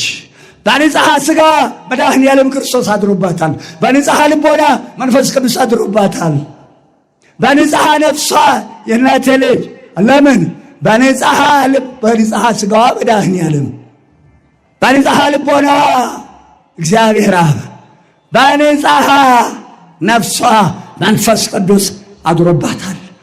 እንደ ማደሪያው እንደማሳያለው በሶስት ራሷን ሰርቶ እናት ተብላ ድንግል ነች፣ ወለደች ተብላ ድንግል ነች፣ ጸነሰች ተብላ ድንግል ነች። መርከባዊ እመቤታችን ምሳሌ እንዲህ አድርጋችሁ ስሩ አለ ሙሴ። እንዲህ አድርጎ ሰራ። በመጨረሻም ፊትን አሳየ ብሎት ነበር።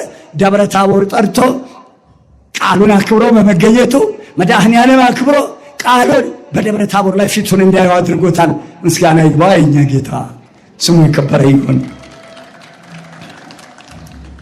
ቀጥሎ የእናቴ ልጅ ክፍል 3 እነሆ የምናየው የእናቴ ልጅ አባታችን ኖህ አንዲት ነገር ሳያጓደል ለሙሴ አስረክቦታል። ሙሴ ተረክቧታል። ቀጥሎ የእናቴ ልጅ እመጣበታለሁ ጌታችን መድኃኒታችን ኢየሱስ ክርስቶስ ንጹሐን አባቶቻችንን ሐዋርያትን ሾመ። ኑ ርዕሳችን መቅደሴን ስሩልኝ የሚል ነው። ከዚያ በኋላ የእናቴ ልጅ አባቶቻችን ሐዋርያት ጾመው ሙሽሮቹ 40 ቀን ጾመው በየሀገረ ስብከታቸው ተበተኑ። ያ ጌታ የተሰቀለ ዕለት ያስደበደበ የደብዳቤዎች የቸንካሪዎችን ልብስ ይዝ የነበረ ሳውል የሚባል አመፀኛ እግዚአብሔርን ለማገልገል ግን ልቡ ቅን ነበረች፣ ቅን ልቦና ያደለኔነት አሜን አትሉ እንዴ? አላችሁ ለመሆኑ አይለያየን መድኃኒዓለም ክርስቶስ ቅን ነበረች ልቦናው። ልቦናችን ቅን ካልሆነ ቀን ነው የሚወርሰን። ነግሬሃለሁ። ቅን ሆኑ። ቀን እንዳይወርሰን፣ ቀን እንዳይሰለጥንብን ቅን ሆኑ። እናቴ ልጅ ቅን ሆኑ። ቀን እንዳይሰለጥንብን። ልቦ ቅን ነበረች። ጌታን በጀርባው አንጋለው ሲቸነክሩ ረገጠው ጌታ። አይገርምም? መስቀሉ ላይ ጌታን እግሩን ረገጠው። ቅዱስ ጳውሎስ ሳውል ይባል የነበረው የኛ ጌታ መመለስህ ላይ ቀር ትረግጠኝ አለው። ሳውል በስሙ ጠርቶ ሳውል መመለስህ ላይ ቀር ትረግጠኝ አለው። ይህ አመፀኛ ወደ ደማስቆ ሐዋርያትን ማሳደድ ጀመረ። ጌታን ካሰቀለ በኋላ በፈረስ ላይ ሲሄድ ትንሽ ብርሃን ብልጭ ብትልበት ከነፈረሱ ወደቀ። ከዚያ በኋላ አመነ። ምርጥቃው አደረገው።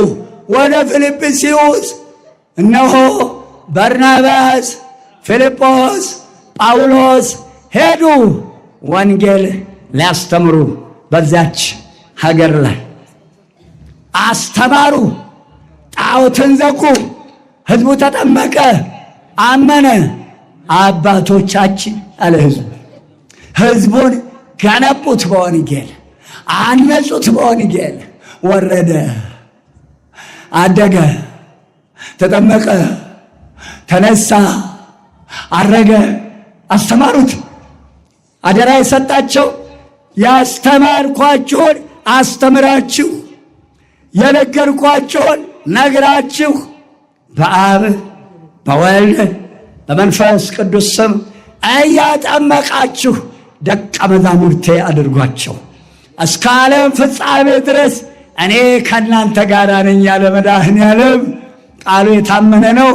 ተከትሏቸው ሕዝብ አመነላቸው። ሕዝቡም አመነ። እንግዲህ ድሮ ጣዖት ቤት እንሰግድ ነበር፣ አሁን ደግሞ የት እንስገድ አሉ። በርናባስ፣ ቅዱስ ጳውሎስ፣ ፊልጶስ ተጠየቁ።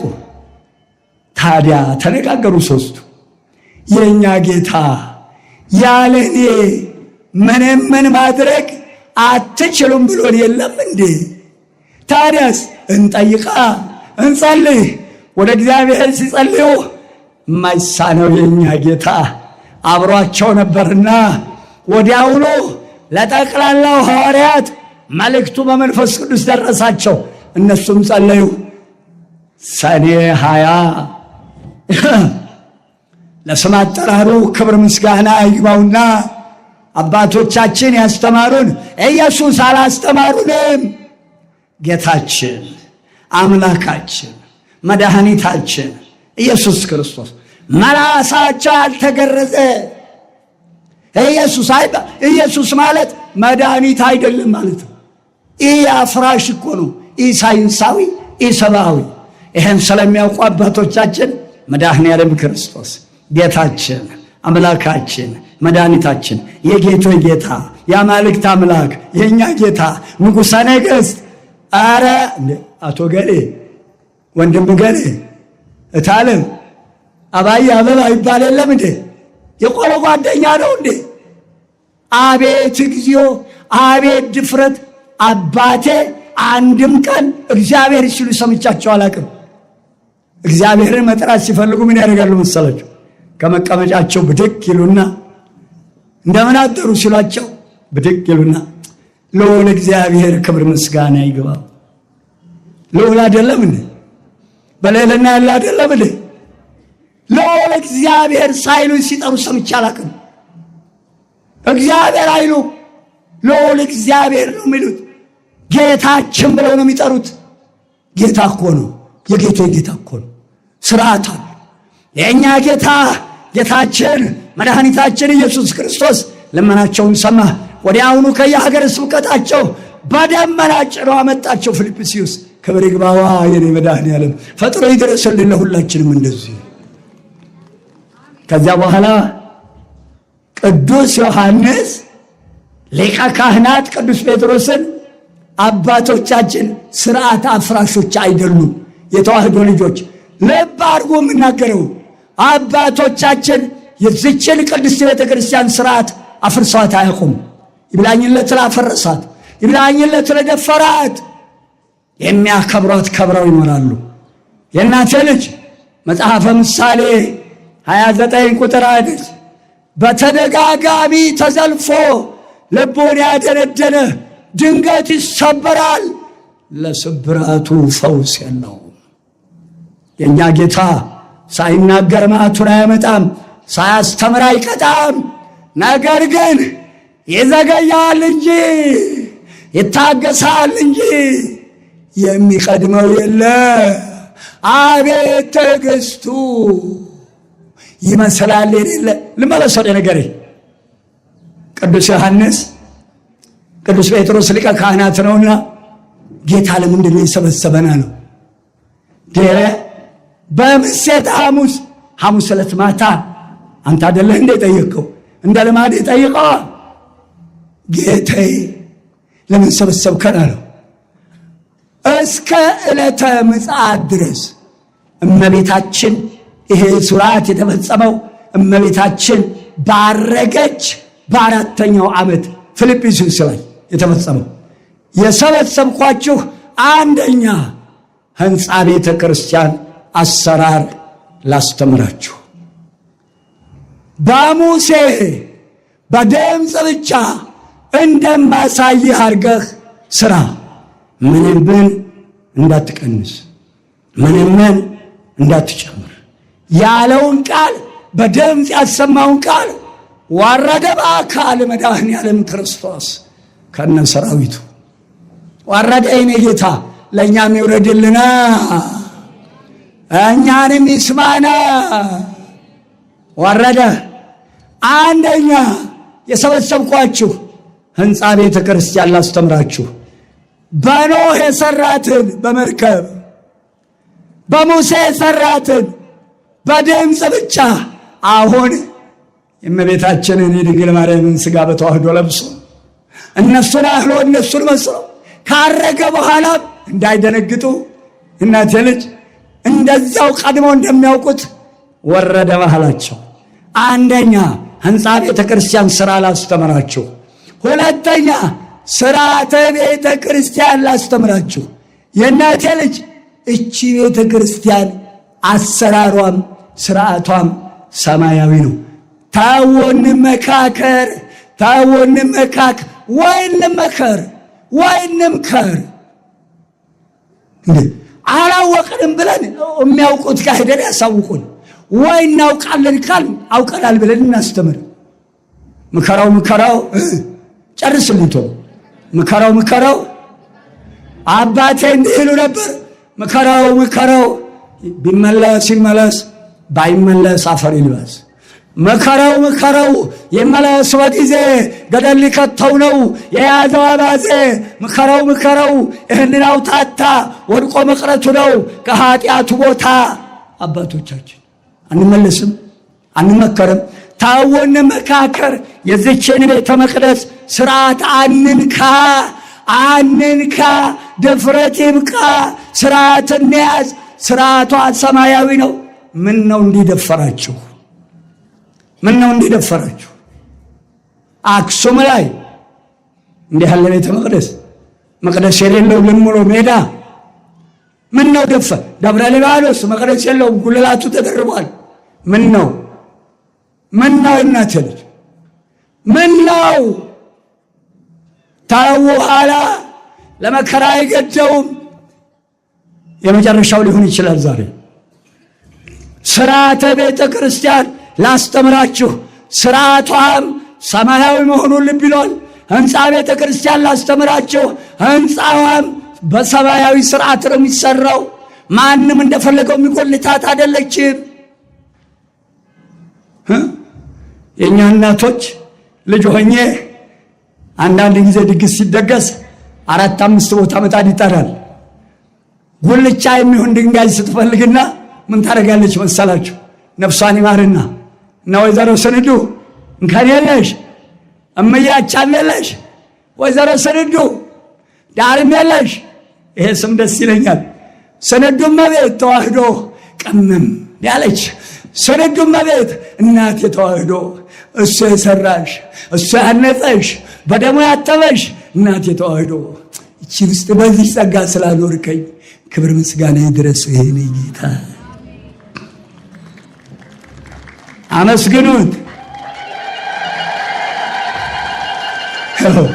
ስርዓቷን የሰራው እሱ፣ ካህናቱ አሮቿን የሾመ እሱ፣ መነኮሳቱ ድንግልናቸውን አጽንተው፣ ንጹሐን አባቶቻችን ጳጳሳት ካህናቶቻችን የሚሾሙልን ድንግልናቸውን አጽንተው ስርዓቱን በጠበቀ ስርዓት የተሾሙልን አባቶቻችን ሊቃነ ጳጳሳት እግዚአብሔር ያደላቸው ድንግልና እኮ መላእክትን መሆን ነው።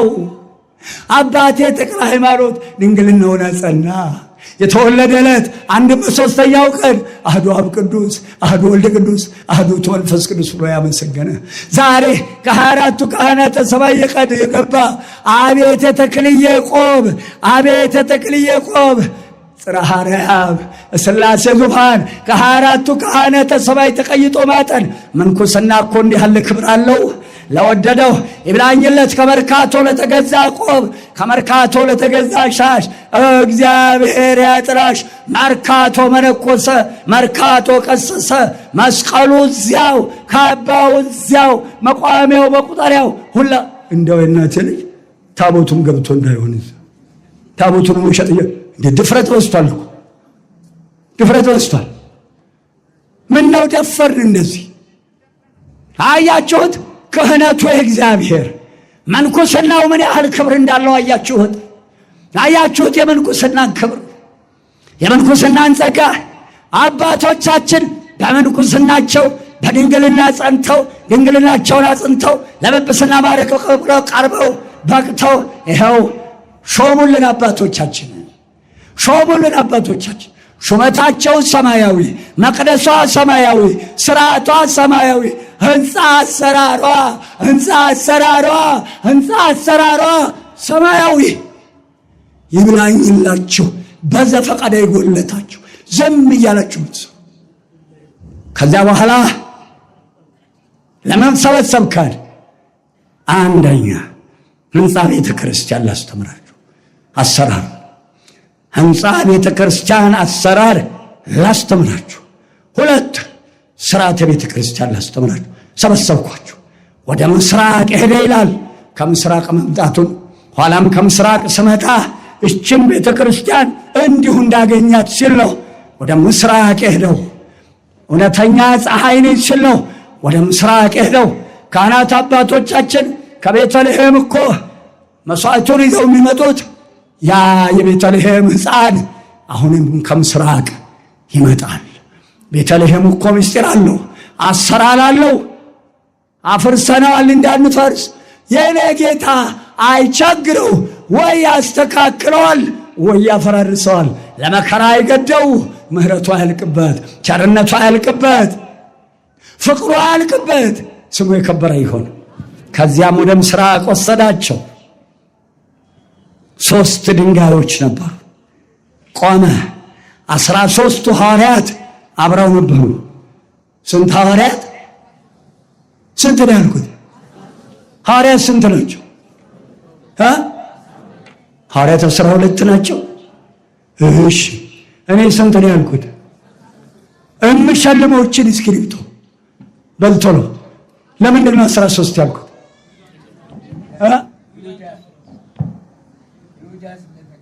ማንም ይነግረኝ ለምን 13 አልኩ? ቶሎ የሚወስድ ይችን እስክሪብቶ ምን አለ? አልሰማሁትም።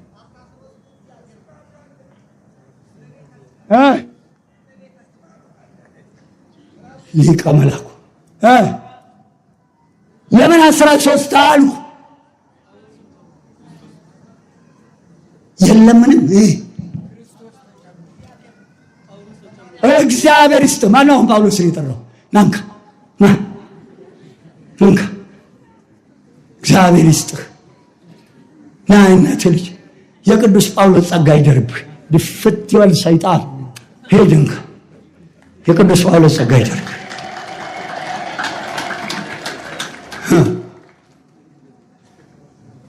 አሳዳጅ የነበረ እግሩን የረገጠ 430 ጊዜ በጠፍር ያስደበደበ ጌታን አቤት ይቅርታህ፣ አሁንም ይቅርታው ፈጥኖ ይደረግልን አይኔ ጌታ።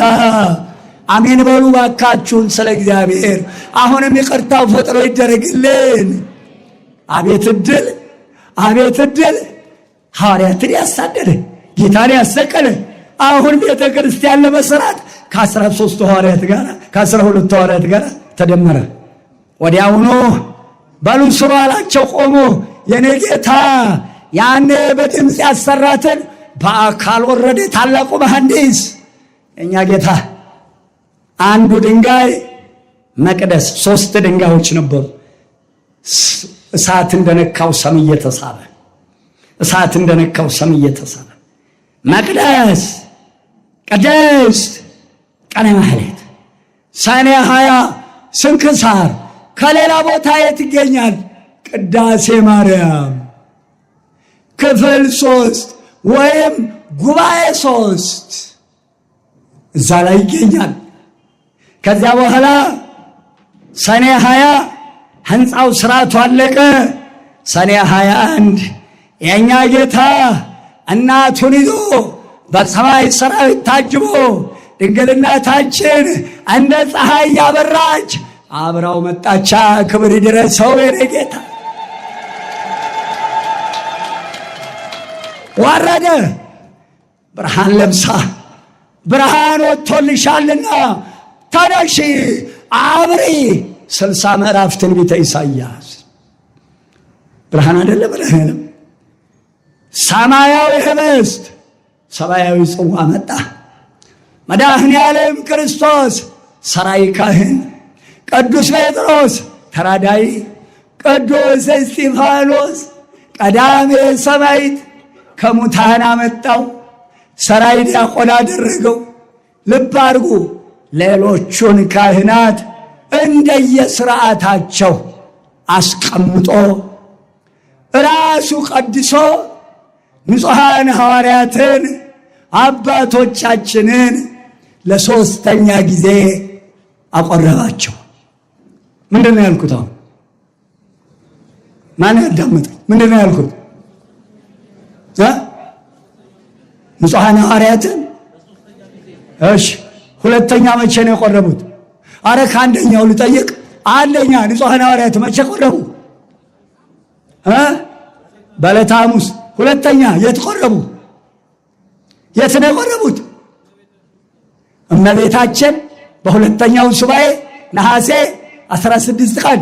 3ኛ ቁርባናቸው በፊልጵስዩስ ራሱ እመቤታችንን በሰማይ ሰራዊት አጅቦ እሷን መንበር አድርጎ ቀድሶ አቁርቦ ስርዓታቸውን ጨርሶ ሲያርግ እንዲህ አላቸው። ልብ በሉ የምናገረው፣ የቻላችሁ ጻፉት። ልክ ሲያርግ እንዲህ አላቸው። እምይእዜሰ አንትሙኒ ከመዝ ግበሩ። እምይእዜሰ አንትሙኒ ከመዝ ግበሩ። ከዛሬ ጀምሮ እንዲህ አርጋችሁ ስሩ ብሎ አረገ ይላል። እንዲህ አርጋችሁ ስሩ። ቅድም ሙሴን ምን አለው? ዘዳግም 12:32 ሙሴ የነገርኩህን ቃሌን ሕጌን ጠብቅ፣ ምንም በእርሱ ላይ እንዳትጨምር። በምን አቅማችን? በየትኛው ጉልበት? በየትኛው አቅም? ኧረ ተው እናቴ ልጅ ተው፣ ኋላ ተው፣ እንመለስ። የእናቴ ልጅ ጭንቅላት እኮ የተፈጠረው አንገት ላይ ተጎልቶ ለመኖር አይደለም። አንገትም ጭንቅላትን ተሸክሞ ለመኖር አልተፈጠረም። አንገትም ይሰራል፣ ጭንቅላትም ይሰራል። ተባብረው የሚሰሩት ሕይወት ይሆናል። ልብ አድርጉ። ሙሴ በነገርኩህ ላይ ምንም እንዳትጨምር፣ ምንም እንዳትቀንስ፣ አቅማችንን እንወቅ። እንዲህ አድርጎ የመጨረሻ ማስጠንቀቂያ ሰጥቶ ሰኔ 21 ራሱ ቀድሶ አርጓል። የመጨረሻ ለተቀልለው ነው። እግዚአብሔር ከኛ ጋር ይሁን። ርዕሳችን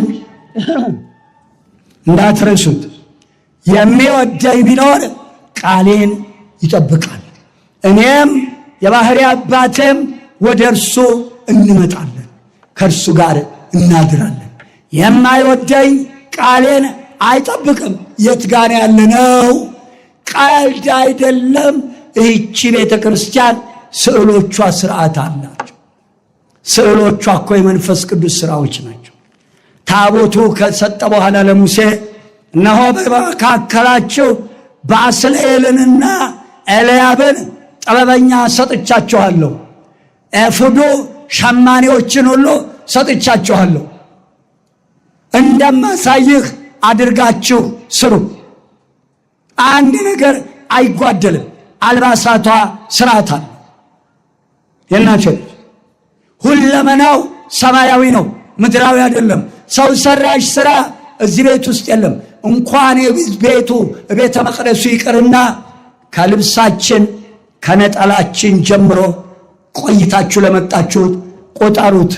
የጠለቱን ማፈኛ ወይ 3 ወይ 5 ወይ 7 ነው። ከዚህ በላይ አይደረግም። የሚጨርሰው ምንጊዜም በቀኝ ይጀምራል። 2 3 ቢሆን ቆጠሩት። በ7 የሚጨርሰው በቀኝ ነው። በሰባቱ ሰዓተ ማልትና ሌሊት በሰባቱ ዕለታት ሰዓተ ማልትና ሌሊት ይሄን ለብሰህ አደግድገህ አመስግነኝ። ሲጀምር በ3 የሚጀምሩ ሥላሴ የሚጨርሱ ሥላሴ። ነጠላችን ሌላው እናቶቻችን አሁንም ራሳችሁን ተነጋግራችሁ እንድታስተካክሉ የምፈልገው የእናቶቻችን ቀሚስ መስቀሉ እምብርታቸውን ወደ ታች አልፎ አያውቅም። ዛሬ መስቀሉ ተዘቅዝቆ በእግራቸው እየረገጡ ይቀመጣሉ። እቤታችሁም ኋላ እቤታችሁም ምንጣፉን ይዩ፣ ሳህኖቻችሁን ይዩ። እዚህ ጋርም እንዳያችሁት ነው። ረገጥኩ ማለት ነው። ፈጽሞ ታች አይደረግም መስቀል። ንገሩ፣ እታች የተደረገውን አንሱ። እዚህ ጋር ነው የሚደረገው። እሷም አነስ ያለች መስቀል እዚህ ጋር ትደረጋለች። መስቀሉን እያየን እንድናስተምር እናቴ፣ መስቀሉን እያየን ቀራንዮን እያየን እንድናስተምር እዚህ ታች ሰውነቴ እየተንቀጠቀጠ ነው መጽሐፍ ቅዱስን ያስቀመጥኩት። ይቅር በለኝ የኔ ጌታ እስከ ወዳኛው። እንደ ዛሬም ደፍሬ አላቅም። እናንተ ልጅ ይሄን ነገር 4ኛ ማየቴ ነው። በየቤተ ክርስቲያኑ ቀስ እያሉ ገደል እየከተቱ ነው። ተያይዘን አንጥፋ ስለ እግዚአብሔር። ስለዚህ ወገኔ የእናቴ ልጅ በሙሉ ልብሳችሁን፣ የምትለብሱትን ምንጣፋችሁን፣ ሳህኖቻችሁን ሁሉ መስቀል እያስረገጡን ነው። ሶሉ ላይ መስቀል እየተሳለ ነው። እንድንጨካከል አደራችሁን። ራሳችሁን ጠብቁ። ጃንጥላ ላይ የተሳለውን ስዕል አንሱ። ያን ጊዜ የተከለውን ነቅላችሁ ጣሉ። ሌላው አልባሳቱ ላይ ስዕል ተስሎ አይቻለሁ 2 ቦታ። የሚገርመው አቤት ድፍረቱ! ልብስ ሰፊው ቆቡ ላይ ጭንቅላቱ ተዘቅዝቆ ተቆርጦ ተሰፍቷል።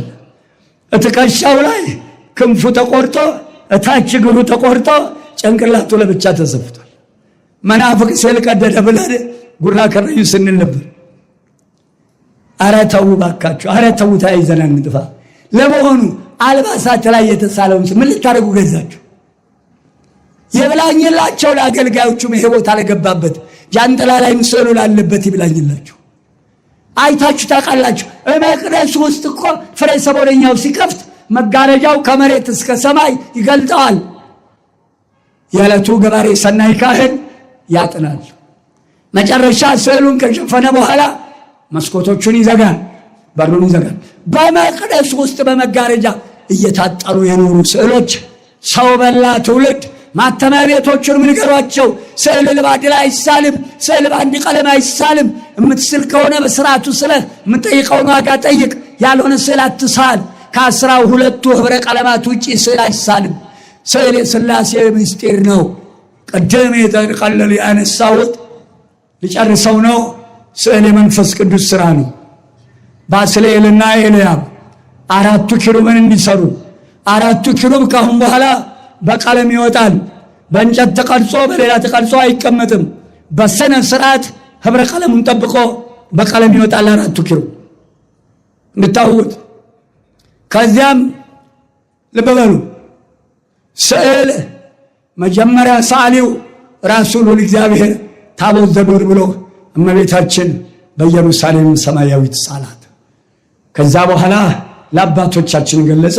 ከነ ሙሴ ከነ ኤልያብ እየረቀቀ መጣ። የሥላሴን የዘመን ብዛት መናገር ቢያቅታቸው አረጋዊ አድርገው እየሳሉ አስተምረውናል። አንደኛ የሥላሴን ምስጢር 2 እንማጸንበታለን። 3 ስዕል የሚናገር ወንጌል ነው። ስዕልን የነቀፈ ራሱ የተነቀፈ ነው። በአንድ ቀለም አይሳልም። ከተባረከ በኋላ በእጅ አይዳሰስም። በየውዳሴ ማርያም ዘወትር ጸሎት ላይ ያንን ከኋላ ያለውን ንቅል አድርጉና ስታበቁ ስዕሏን ወደ ውስጥ እንደዚህ ጥፍ አድርጋችሁ በቀኝ ትመጣለች፣ ድሮም ቀኝ ናት፣ እየነቀላችሁ አድርጉ። ለየማተሚያ ቤቱ ልብ ካለው ንገሩ። ሰማዕተ ልዳ ቅዱስ ጊዮርጊስ ኳስ መጫወቻ መጠጥ መሸጫ ነው። ይህንን ያደረጉ መታሰሪያቸውም ዘራቸውም በምድር ላይ የለም። ለመጀመሪያ ጊዜም መስቀል 4 ማዕዘን የጀመሩ እነሱ ናቸው። መታሰሪያቸው ሁሉ የለም። ቅዱስ ጊዮርጊስ መጠጥ መሸጫ አይደለም። መጠጥ ወይስ ሙጠጥ የሚጠጣውም አይጠቀም፣ ሻጩም አይጠቀም፣ ዘር አይወጣም። ሌላው እሑድን መንገድ ዘግተው መንፈስ ቅዱስ ሲወርድ ኳስ የሚጫወቱ ልጆቻችሁን ሰብስቡ፣ እንደወጡ እንዳይቀሩ። አንደበቴን ያከናወነ መድኃኔዓለም ምስጋና ይግባው፣ ስሙ ለዘላለም የተመሰገነ ይሁን። የእናንተ ልጅ 1 ሰዓት ተኩል አብሬያችሁ ቆይቻለሁ። አቤት እግዚኦ ይህን ያህል ቆያለሁ አላልኩም ነበር። ስሙ የከበረ ይሁን የኔ ጌታ፣ ከእናንተ ያገናኘኝ ጌታ። የተለያየንበትን ከዚያ ወደ ምሕረት የቀረሁበትን ነግሬያችኋል። ተመካከሩ፣ ስርዓቷን ጠብቁ። ዋንዛው ጋ ነው። አለዚያ ይኸው እዚህ ምዕራብ፣ አለዛ ሰሜን፣ ባክ ሌላ ቦታ ወደ ምሕረት የለንም። ሌላው በአሁኑ ሰዓት አብያተ ክርስቲያናት የምትሰሩ ሰዎች አሁን ፀሐይ ባለችበት ቤተ ክርስቲያን ይሰራል። አሁን በደቡብ ናት። ታኅሳስ 1 ትመለሳለች። ከታኅሳስ 1 ታኅሳስ፣ ጥር፣ የካቲት ከመጋቢት 1 ጀምሮ ወደ ሰሜን ነው የምታቆለቁለው። ሰኔ 1 ወደ ታች ትመለሳለች።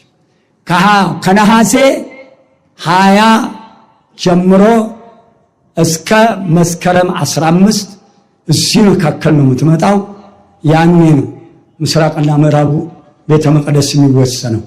አለዛ አባቶችን መጠየቅ አዲስ አበባ ላላችሁት ተክልየ መርካቶ ገናናው መልአክ መጋቤ ሐዲስ የካ ሚካኤል ገናናው መልአክ ኡራ ማለት ብርሃን ነው። ኤል ማለት እግዚአብሔር ነው። ኡራኤል ማለት እግዚአብሔር ብርሃን ነው ማለት ነው። ኡራኤልን ሄዶ ማየት ነው። ምስራቅና ምዕራቡን ስርዓቱን ጠብቀው የተሰሩ አብያተ ክርስቲያናት ቅዱስ ጊዮርጊስን አራዳን ማየት ነው። ሁሉን አስተካክሉ፣ ተነጋገሩ፣ ተያይዘን አንጥፋ። ከዚህ በተረፈ አንደበቴን ያከናወነ ከእናንተ ያገናኘኝ አምላክ ዛሬው ዕለት ያደረሰን እቺን ዕድሜ የሰጠን ጌታ ክብር ይግባው። በሰላም የጠበቀን ጌታ፣ በሰላም የጠበቀን ጌታ፣ ጦም ያላሳደረን ጌታ፣ እንደ መከራችን ብዛት እስካሁን በሕይወት የጠበቀን ጌታ። አዘነናል፣ አንገት ደፍተናል፣ ቆዝመናል። የራሔልን እንባ የተቀበለ እግዚአብሔር የእኛንም እንባ ይቀበል። ሰላሙን ያድለን፣ በወደደ ያገናኘን። አዎ መድኃኔዓለም ክርስቶስ ለብርሃነ ልደቱ ለብርሃነ ጥምቀቱ በሰላም ያደርስ።